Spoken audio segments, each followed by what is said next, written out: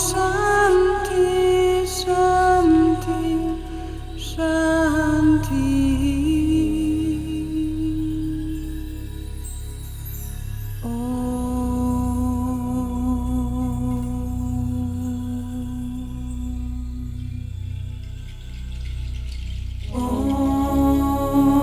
Om Shri Sache Mahaprabhu Ki Jai. Les voyages et les séjours aux Zanskars en été vous font quitter le pays à l'arrivée de l'automne.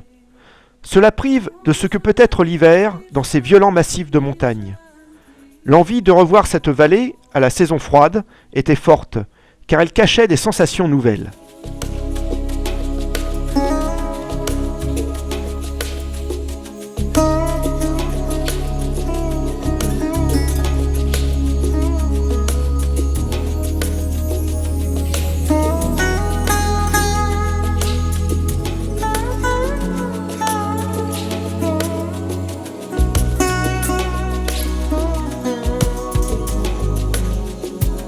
Au nord de l'Inde, dans l'état du Jammu et Cachemire, le Zanskar est une de ces vallées de l'Himalaya qui vit encore loin des grandes villes, avec un mode de vie très traditionnel où les déplacements se font essentiellement à pied.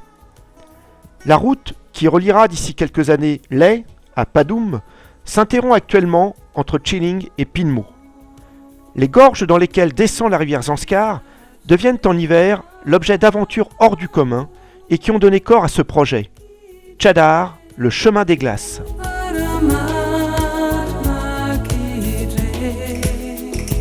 Om Shanti, Shanti, Shanti. Cet itinéraire est dans la vie des Zanskarpas le seul lien possible avec le reste du monde en hiver. Les températures peuvent atteindre les moins 30 degrés et les chemins sont recouverts d'épaisses couches de neige, les rendant impraticables et dangereux. La seule possibilité pour rejoindre Leh est d'emprunter le lit de la rivière pendant qu'il est gelé. Quand l'hiver est rigoureux, c'est un billard, un boulevard de glace, maintes fois parcouru pour acheminer du bois de construction ou emmener les enfants pour leurs études dans les collèges en ville, en 8 jours de marche et 50 km. Mais la nature ne fait pas toujours bien les choses, et en cet hiver 2008, il n'a pas fait assez froid. Il y a peu de neige, mais le Chadar n'est pas suffisamment gelé. L'itinéraire devient alors périlleux sur les trottoirs de glace, au bord des tumultueuses eaux turquoises qui dévalent la vallée. Shanti, Shanti,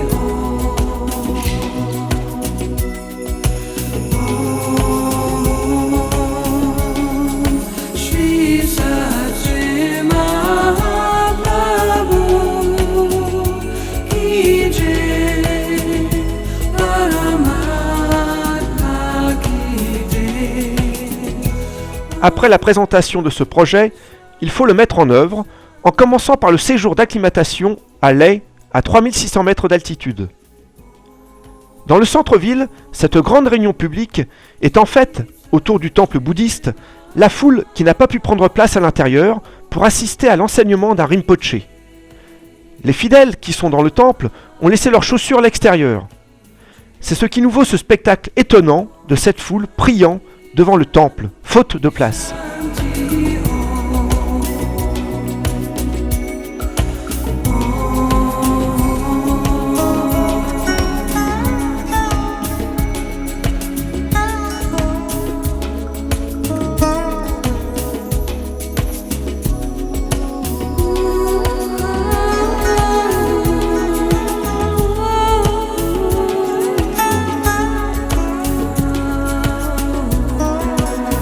Une balade dans Leh, à 3600 mètres d'altitude, permet de découvrir un marché de quartier.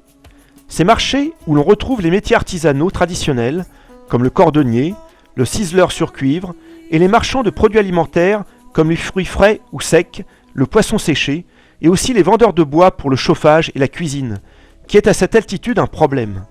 Le bois qui est vendu ici vient du sud, de la région de Srinagar.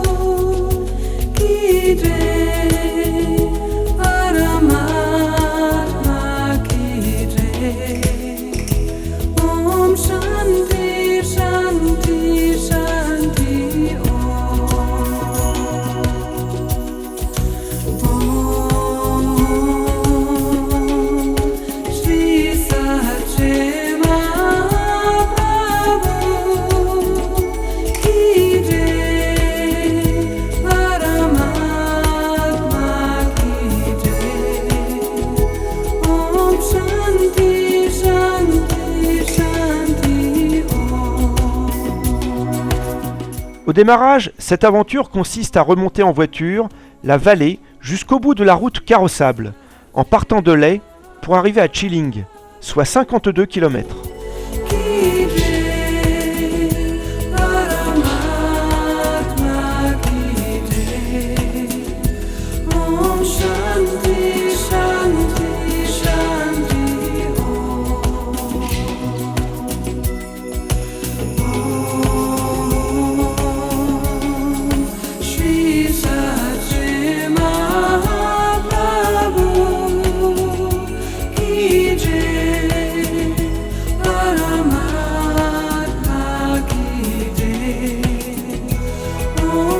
La distribution des charges entre nos 8 compagnons de route se fait à la Zanskari, et la répartition des poids nous échappe encore, pourvu que nous n'ayons rien oublié.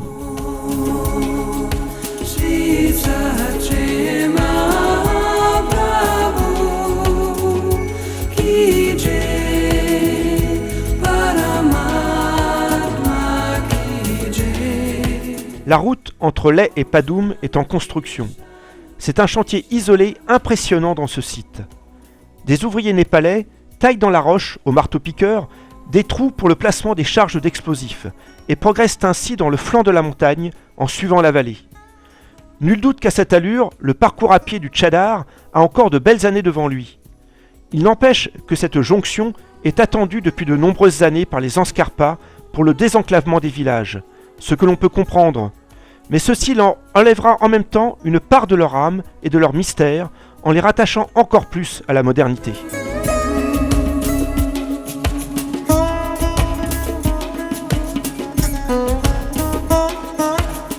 Bienvenue dans cette nouvelle aventure qui commence sous un soleil radieux avec la volonté de bien profiter de cet itinéraire très particulier que sont ces 75 km sur le chemin des glaces. Mais cette toute relative euphorie du départ est toutefois empreinte d'une inquiétude de fond dont personne ne veut parler pour ne pas éveiller les mauvais esprits. Car il ne fait pas très froid et le Tchadar paraît bien peu gelé. Avec une bonne dose d'optimisme, on peut penser qu'en s'enfonçant dans ses gorges, la glace sera plus généreuse. Nos amis Zanskarpas, dont la bonne humeur est inaltérable, répondent que tout ira bien, non problème, et que les dieux sont avec nous. Traduit en schéma français, si on n'y croit pas, faut pas attaquer. Donc, départ dans la bonne humeur, et on verra bien.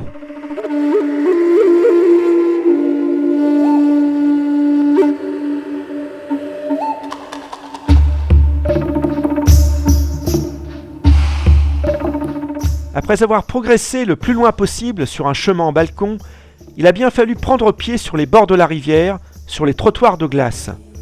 Il faut un certain temps pour trouver la sérénité dans ce mode de progression inhabituel. Le travail impératif de perception des appuis au sol, de la réelle adhérence de ces grosses bottes bien chaudes, mais qui rendent un peu pâteau, avec, à 1 mètre, cette eau qui est prête à vous recevoir, font des premières longueurs un travail cérébral sérieux qui ne vous laisse tranquille qu'à la première halte sur le dur.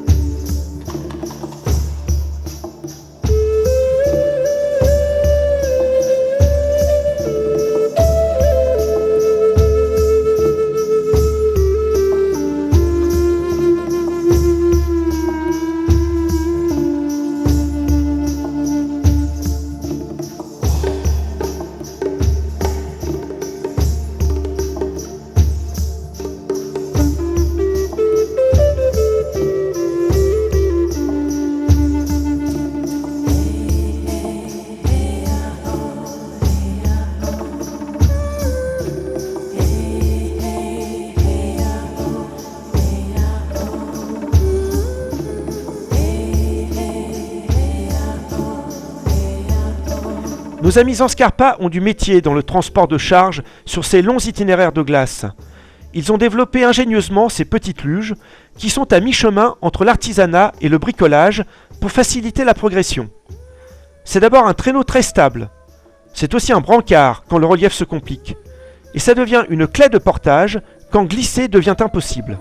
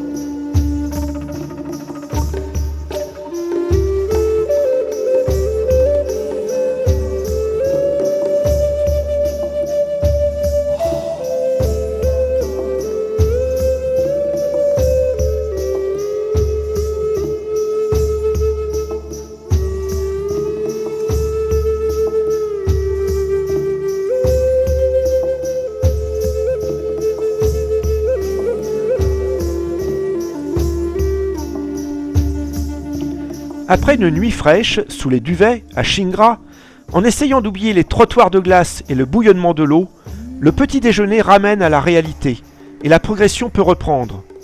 Le pas est un peu mieux maîtrisé, et les trottoirs semblent plus larges qu'hier. Ce n'est paraît-il qu'une impression.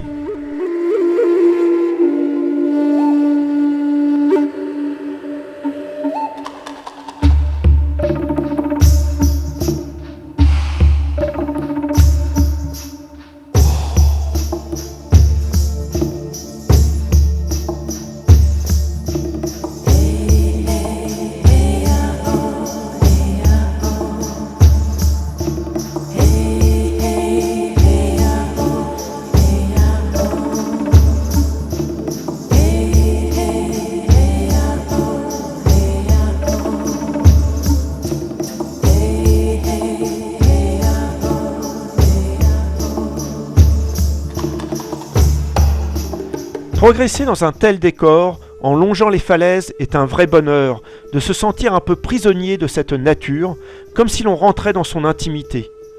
Ces contrastes d'ombre et de lumière, ces reflets de l'eau, ces gorges qui nous étreignent, cette lueur du ciel tout en haut, avec quelquefois les rayons du soleil qui parviennent jusqu'à nous, créent la sensation particulière d'être au fond d'une crevasse, avec comme seule issue pour en sortir, avancer, encore et encore, jusqu'à retrouver un espace plus ouvert.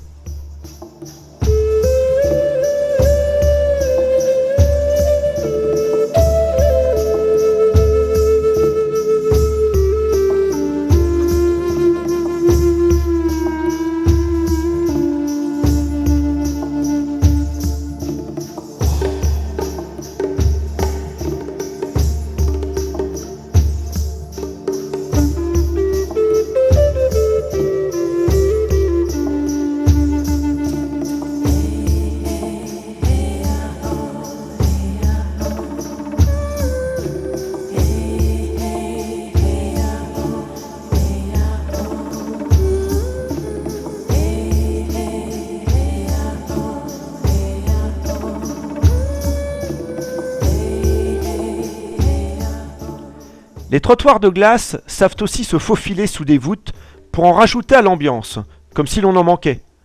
C'est pour nos amis une source de rigolade que nous partageons avec plus ou moins d'enthousiasme. L'arrivée au bivouac à Tibbao sera la bienvenue pour se relâcher sur la terre bien ferme à l'heure du dîner.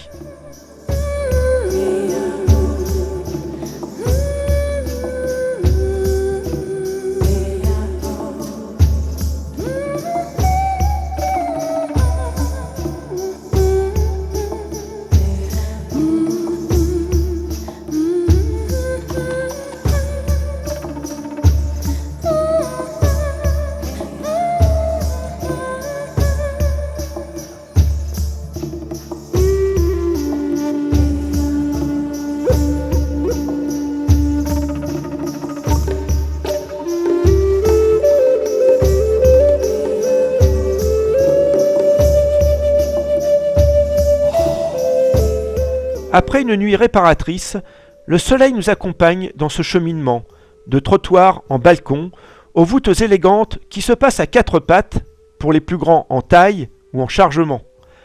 La force de l'habitude commence à donner de l'assurance, mais nos amis irritent toujours autant de nos maladresses.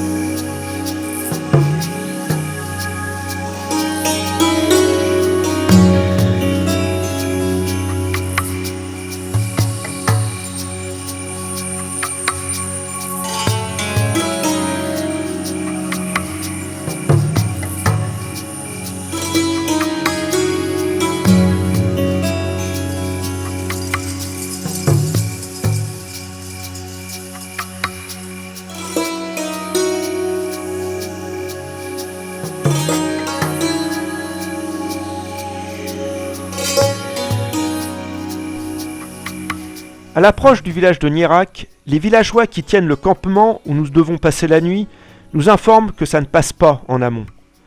Dans cette gorge très fermée, le courant est fort, la hauteur d'eau est importante, et même les trottoirs que nous commencions à aimer ne se sont pas encore formés. Nous n'avons pas le choix. L'accès à Padoum est impossible. Il va falloir faire demi-tour en espérant que les trottoirs seront encore là. Faute d'avoir fait 75 km d'une seule traversée, nous en ferons 80 en aller-retour.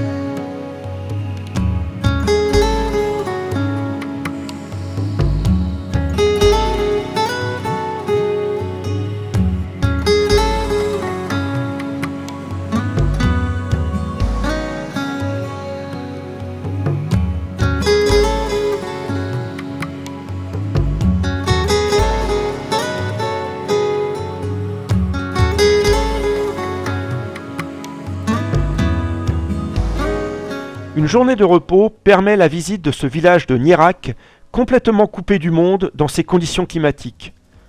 Cette visite permet de sortir de ces gorges pour retrouver un peu d'espace. Ensuite, c'est aussi l'occasion de retrouver Angmo, une amie avec qui nous avons lié amitié lors d'un précédent passage. Cette rencontre est émouvante pour nous comme pour elle, car vous imaginez bien qu'à Nierak, il ne passe pas grand monde et qu'une visite est un événement. Les conditions de vie en hiver, dans cet isolement, laissent sans voix. Il n'y a rien à dire. Rien qu'à regarder, imaginer et réfléchir.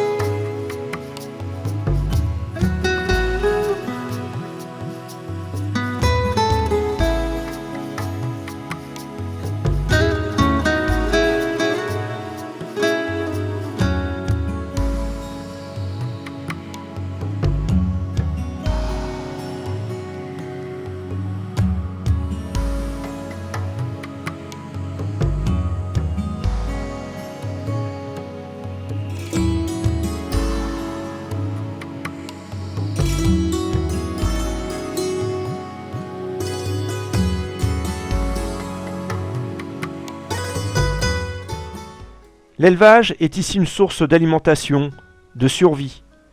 Nourrir le bétail dans ces conditions climatiques est une gageure. Et encore, il s'agit cette année d'un hiver clément.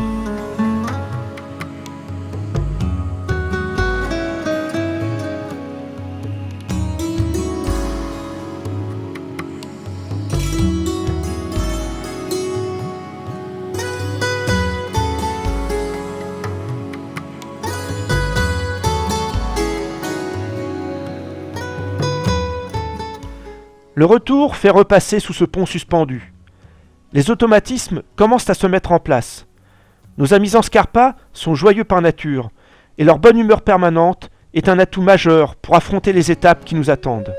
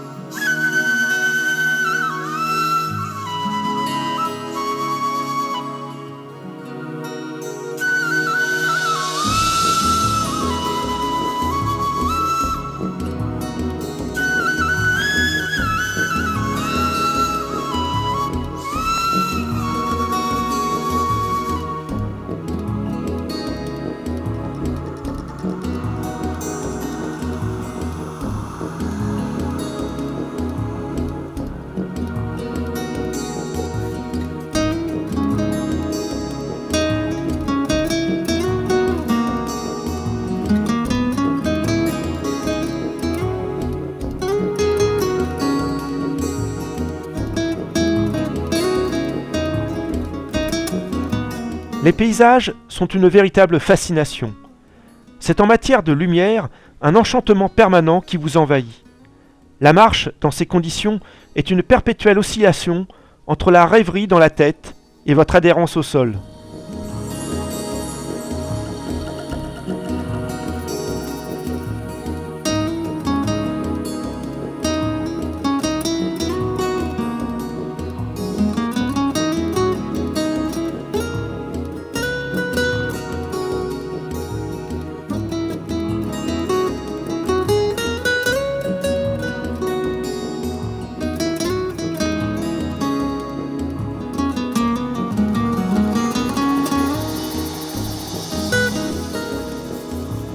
Cette journée commence par un cérémonial auquel nous avions assisté depuis le départ et auquel nous n'avions pas tout compris. C'est le tirage au sort des charges avec des bûchettes. Chaque bûchette appartient à un porteur. Elles sont posées sur les sacs par une main innocente, aujourd'hui c'est Katrina qui officie, et chaque porteur prend la charge que le sort lui a allouée.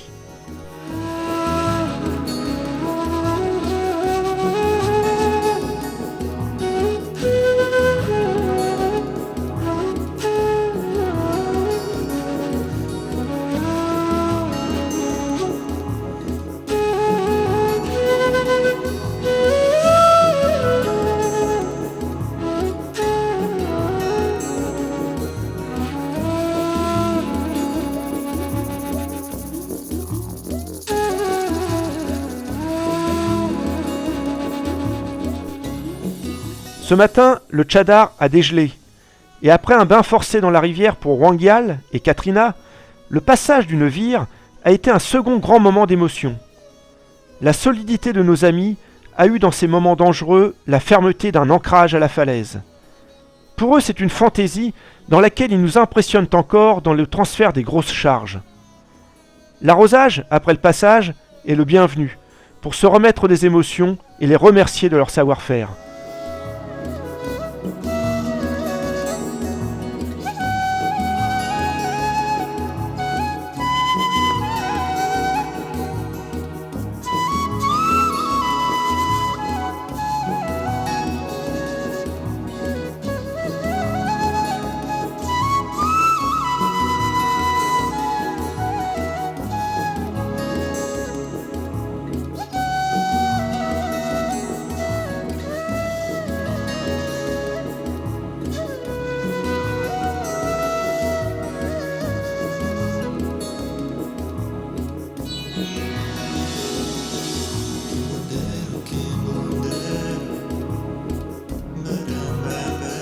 Tous les soirs, nos amis vont à la corvée de bois et reviennent au bout d'une bonne heure avec des chargements de bois flottants qu'ils trouvent autour du camp. L'ambiance dans la grotte est assurée en restant près du feu.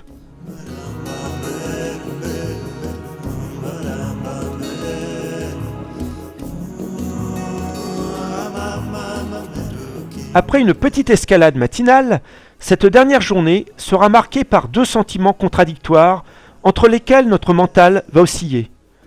Le premier, c'est que cette aventure va se terminer et que nous allons sortir de ces glaces piégeuses. Le second, c'est que cette ambiance avec nos amis va arriver à sa fin, et cette complicité, née sur ce parcours engagé, va s'estomper. Mais les liens créés ne disparaîtront pas totalement de la mémoire.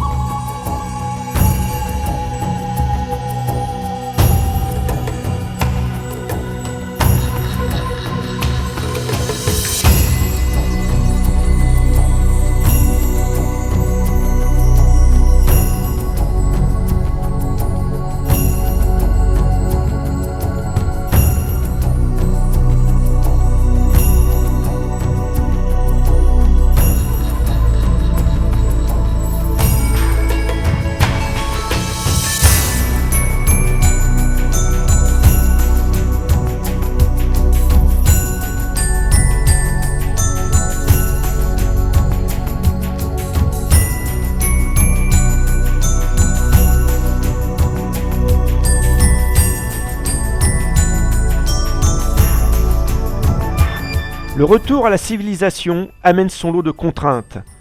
Et l'avalanche qui barre la route a dans l'imaginaire les connotations d'un ultime barrage de la nature pour nous garder encore un instant dans ses bras.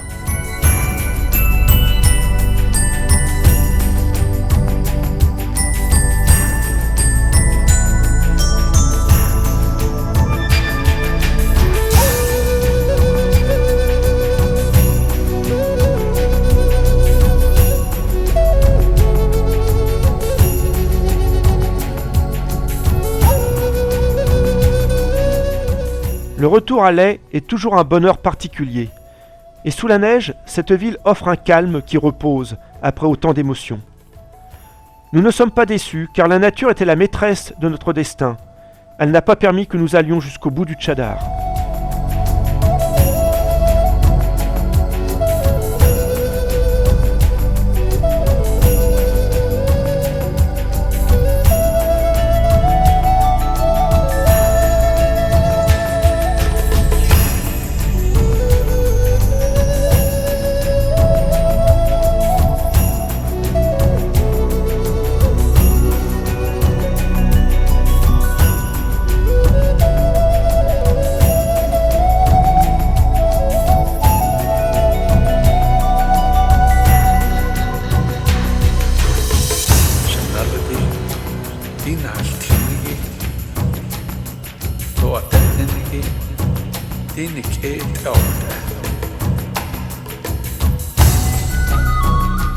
En vous baladant dans Ley, il faut aller au stade de glace local voir la toute nouvelle technique de glisse.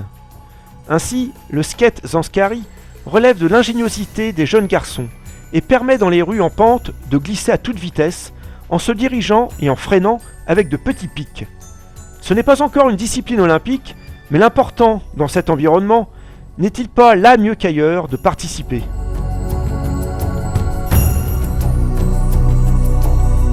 Bien au chaud dans le café d'en face, les Européens de passage peuvent, en buvant le thé ou la soupe, surveiller l'entraînement de l'équipe espoir de hockey de Ley, qui ne connaît pas encore la date de son prochain match.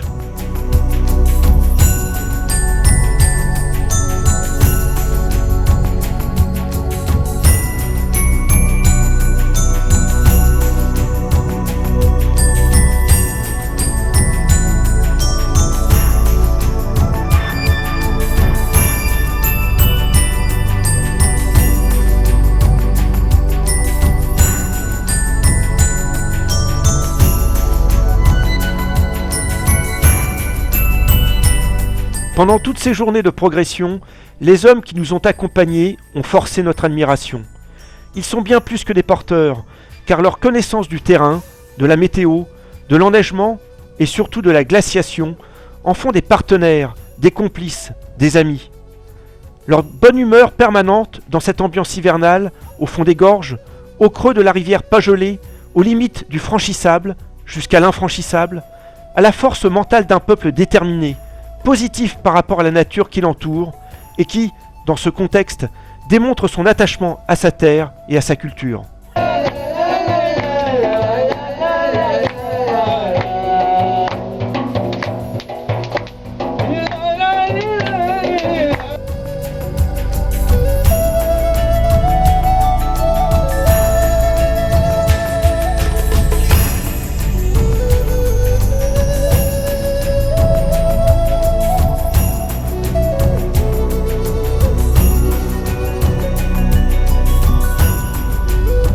Ce périple était dans la tête comme un rêve, une de ces idées qui vous traversent l'esprit et qui vous poursuit.